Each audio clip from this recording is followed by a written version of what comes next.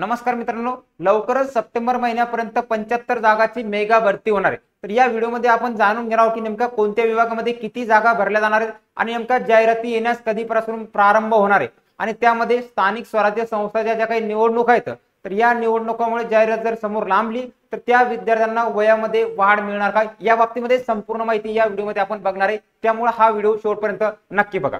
बघा की सरळ सेवाची काही परीक्षा आहे तरी आचारसंहितेत अडकणार का, हा एक बराचसा प्रश्न आहे। त्याचबरोबर सुरुवातीला आपण जाणून घेऊ की 70,000 पदांची पदभरती रखडली जाण्याची भीती आहे। मग या पदभरतीमध्ये रखडताना कोणकोणत्या जागा आहेत की त्या जागा या 150 दिवसाचा जो काही कार्यक्रम आहे तर यामध्ये भरल्या जाणार आहेत। जसं की वन विभाग आहे, यामध्ये 13,000 जागा आहेत। आरोग्य विभाग खात्यामध्ये 4,000 जागा, त्यानंतर गृह पोलीस जो आहे तर पोलीस 1000ची 10,000ची जाहिरात, त्यानंतर महानगरपालिका आहे, त्यानंतर एमपीएससी आहे, त्यानंतर पशुसंवर्धन, नगर परिषद, तलाठी, शिक्षक आणि न्याय विभाग अशा स्वरूपाचे काय एवढे विभाग येतं। यामध्ये संपूर्ण सविस्तररित्या आपण याच्यामध्ये बघणार आहोत।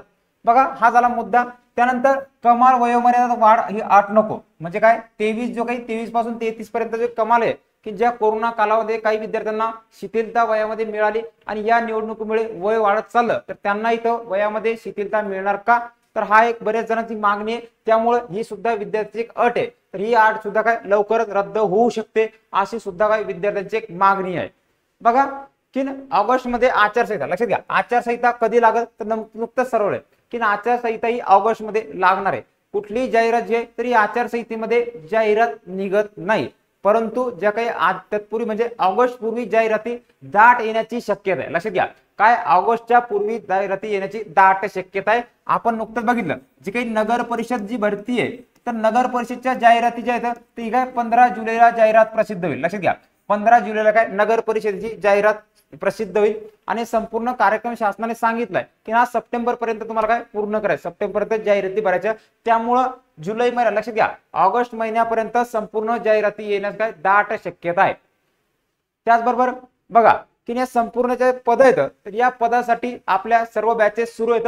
तर गुट्टे अकॅडमी श्रीगण नांदेड येथे एमपीएससी राज्यसेवा, पीएसआय, एसटी, एएसआय, तलाठी, वनरक्षक, पोलीस भरती इतर सर्व परीक्षांचे परिपूर्ण तयारी करण्यासाठी बॅचेस सुरू झाले। हे बॅच तुम्हाला ऑनलाईन प्लस ऑफलाईन स्वरूपाच्या बॅचेस असणार आहेत।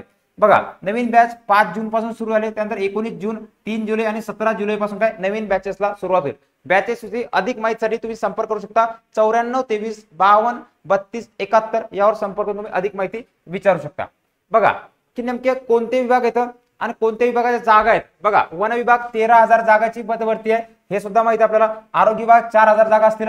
गृह पोलीसचे खाते बऱ्याच वेळा पेपरमध्ये माहिती आली सप्टेंबर पर्यंत काय 10,000 पदे भरले जाणार। महानगरपालिकेमध्ये लक्षात घ्या महानगरपालिकेमध्ये पुणे आहे, त्यानंतर नाशिक आहे, नाशिक नंतर अमरावती, अमरावती नंतर जो काही कल्याण डोंबिवली, लक्षात घ्या कल्याण डोंबिवली या काय महानगरपालिकेच्या जाहिराती भरल्या जातील। एमपीएससी अंतर्गत सुद्धा 10,000 पदभरती आहे। पशुसंवर्धनच्या 13,000 जागा आहेत। नगर परिषदच्या काय 3,000 जागा आहेत।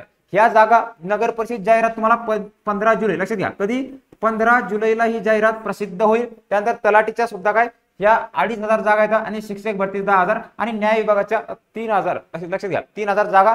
अशा एकूण जाहिराती या काय सप्टेंबर महिन्याच्या आधी भरल्या जातील, कारण की आचारसंहिता ही ऑगस्ट मध्ये लागणार आहे। तर त्यामुळे या जाहिराती ज्या आहेत तरी ऑगस्ट पूर्वी येण्याची दाट शक्यता आहे।